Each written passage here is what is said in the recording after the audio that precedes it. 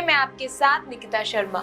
Technology आज जहां एक और जीवन को आसान बना रही है, वहीं इसके काफी ज्यादा खतरे भी दिखाई दे रहे हैं। ऑनलाइन सुविधाओं के मुकाबले ऑनलाइन फ्रॉड की कहानियां ज्यादा सामने आ रही हैं। बीते रविवार को 50 से ज्यादा फिल्में करने वाले बॉलीवुड एक्टर आफ्ताब शिवदासानी भी ऑनलाइन फ्रॉड का शिकार हो गए हैं।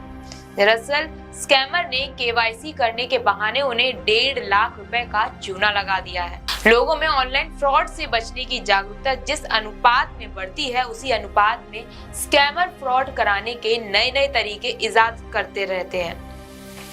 उसी बीच रिजर्व बैंक ऑफ इंडिया की एक रिपोर्ट कहती है कि भारत में वित्त वर्ष साल 2022-23 के आखिरी 7 महीने में 1750 करोड़ रुपए के ऑनलाइन फ्रॉड के केस दर्ज हुए हैं। इससे हमें ये समझ में आता है कि ऑनलाइन फ्रॉड से बचने के लिए सिर्फ एजुकेटेड होना काफी नहीं है, इसके लिए सजगता और समझदारी भी जरूरी है और साथ ही उन कारणों को समझने और सावधान रहने की भी जरूरत है जिसकी वजह से हम ऐसे फ्रॉड का अक्सर शिकार हो जाते हैं। आइए समझते हैं कि इस तरह के स्कैम का शिकार होने से हम कैसे बच सकते हैं। इसके लिए हमें कैसी सावधानियां बरतनी चाहिए। हमारे फोन पर अक्सर बैंक की तरफ से मेल और मैसेज आते हैं जिसमें वो हमें अपनी एटीएम और क्रेडिट कार्ड का भी CVV नंबर भी किसी के साथ शेयर ना करने की ताकीद भी करते हैं।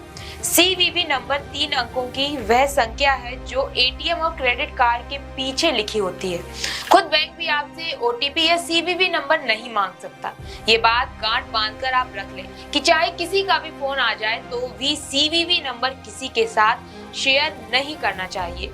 अगर कभी बैंक के आधिकारिक कस्टमर केयर नंबर से फोन आए और वह आपसे ये जानकारी मांगे तो सावधान हो जाइए। ये स्कैम और फ्रॉड कॉल है। ऐसे में कई मामले सामने आए हैं जिसमें बैंक से जुड़े लोगों ने फ्रॉड करने की कोशिश की है। हालांकि बैंक खुद इन बातों को लेकर काफी ज्यादा सजग रहता है, लेकिन आप अपनी तरफ से सावधानी बरतें। जरा सी भी लापरवाही आपको लाखों की चपत लगवा सकती है।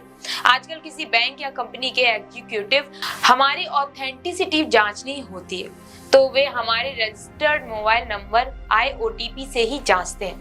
इसलिए हमें कई बार उन्हें OTP देना पड़ता है, लेकिन इसकी आड़ में फ्रॉड करने वाले आपके नंबर पर पेमेंट रिलेटेड OTP जनरेट करने आपसे OTP मांग सकते हैं। इससे आपको हजारों लाखों का चूना भी लग सकता है। इसलिए कभी भी कोई एग्जीक्यूटिव आपसे OTP मांगे तो OTP वाले मैसेज को अच्छी तरह से पढ़ें। जब तक मैसेज में एग्जीक्यूटिव से OTP शेयर करने के लिए नहीं कहा गया हो तब तक उसे शेयर ना करें। वहीं KYC के नाम पर फ्रॉड करने का तरीका भी अब काफी आम हो गया है। आफ्ताब शिवदासनी के साथ भी कुछ इस तरीके का ही फ्रॉड हुआ था। दरअसल उनके मोबाइल पर एक मैसेज आया जिसमें लिखा था कि बैंक का KYC ड्यू है। वहीं KYC नहीं कराया गया तो बैंक अकाउंट बंद हो जाएगा। उस मैसेज में एक लिंक था। वहीं आफ्ताब ने उस पर क्लिक किया। वहां से इंस्ट्रक्शन लिखे थे, आफ्ताब उसे फॉलो करते चले गए और ऐसे में उनके अकाउंट से 1.5 लाख रुपए कट गए। दरअसल लिंक क्लिक करने के बाद वहां आपको अपने कार्ड की डिटेल डालने को कहा जाता है जिसमें आपसे आपका कार्ड नंबर से लेकर CVV नंबर भी मांगा जाता है। उसके बाद आपके मोबाइल पर आया OTP भी आपको डालने के लिए कहा जाएगा। ये पोर्टल बैंक का नहीं, फ्रॉड करने वाले व्यक्ति का होता है। ऐसे में सभी पेमेंट रिलेटेड सेंसिटिव जानकारी उसके पास पहुंच जाती है और वो आपको चूना लगा देता है। मान लीजिए आपने किसी पुराने सामान बेचने वाले ऐप पर एक फर्नीचर का विज्ञापन पोस्ट किया। एक व्यक्ति को वो फर्नीचर पसंद आ गया। वो आपको मुंह मांगी रकम एडवांस में भेजने को तैयार है, लेकिन वो आपको UPI पेमेंट करने को कहता है। तभी आपकी UPI ऐप पर एक ट्रांजैक्शन शो होता है। दूसरी पार्टी फोन करके कहती है कि आप अपना UPI पिन डाल दें, इससे आपके UPI अकाउंट में पैसे आ जाएंगे। जरा ठहरिए, अगर पैसे कोई दूसरा ट्रांसफर कर रहा है तो वो फिर पिन आप क्यों डालेंगे? ये फ्रॉड है। जैसे ही आप UPI पिन डालेंगे पैसा आपके अकाउंट से उसके अकाउंट में ट्रांसफर हो जाएगा। समझाते हैं कैसे। दरअसल उसने आपको पैसे नहीं भेजे बल्कि उसने पेमेंट का रिक्वेस्ट भेजा है।